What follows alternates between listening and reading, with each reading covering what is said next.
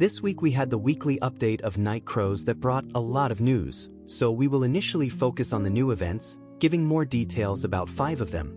Also, a great addition is the Treasure Chest event that comes with incredible prizes if you are lucky.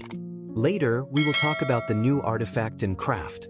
Among the new events we will have some related to the elements, the first of which is about directives to summon elements. But since the amount needed to complete it is large, it ends up becoming an event difficult to participate in unless the player has a good amount of elements.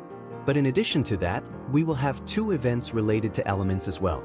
The other events are more standard without any major news, but it is still interesting to analyze to complete them as soon as possible.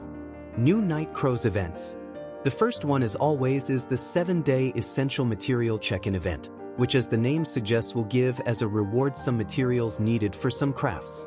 Among them, we have 8x old flight parts and 1x meticulous flight part, which will be very welcome after a glider creation event that used a good amount of these items. In addition, there will be 8x papyrus and for the elements 3x essence of the beginning and 3x fragment of chaos, which will be useful for this week's element events. Moving on to the mission completion events, the first is the Wisdom Monster Defeat mission, in which the player will need to defeat a total of 30,000 monsters. There will be 10,000 in the Principality of New Trieste, 10,000 in the Overwhelming Land, and 10,000 in the game's dungeons. Upon completing all the missions, the rewards will be 65x Springs of Development and a Spring of Wisdom, which are materials used to level up the character's skills. The stronger your skills are, the easier it is to defeat the monsters. An event that seems difficult but is actually quite simple to complete is the new Beginning Magic Injection Directive. You will need to do 200x magic injections, which seems like a lot, but if you do them in the easiest ones to complete the amount of attempts, you will complete the mission easily. The prizes are crystal selection chests to use on the magic pages, and the final reward is a magic-imbued runestone tombstone.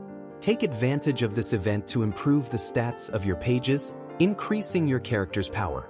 In this update, 2 element events were added once again, and they have been recurring quite frequently. The first is the Sage Stone Transmutation Directive, which is good for players who have gathered a lot of essence from the beginning and need to improve their Philosopher's Stone, because they will need to transmute it 100 times in this event. The good thing is that you don't even need 100 essences, since the rewards are the essences themselves in quantities that increase until the final prize, which is a Sage Emerald tablet that resets to the saved combination. The second event is the Element Transformation Directive, in which you change the effects of an element and receive the material that allows you to do so as a reward. From what players have said, it is a good idea to save the chaos fragments to change the effect of high-rarity elements instead of using them on the more common ones. Appius Treasure Chest Incredible Rewards. This is another event known and loved by many players.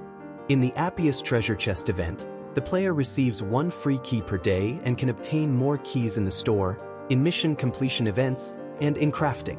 These keys are used to open the chest, which offers interesting rewards, weapon summons, mounts, and some crafting materials. But the difference, with a 0.003% chance, is getting an event chest, which is the grand prize of the event. I believe that this one, unlike previous treasure chest events, is the first one to add a key creation event. In it, the player can use 100x Morion to create a key to the Treasure of the Shining Kingdom, with a limit of 5 per week, or use 500x Morions to make an item that gives 7 keys. The amount of Morion needed is gigantic, perhaps not worth it because there is a chance of getting bad items too, and you get free keys every day. Leave your opinion about these new events in the comments below. If you liked the video and the content, consider leaving a like and subscribe to the channel to receive the next video about Nightcrows and NFT games.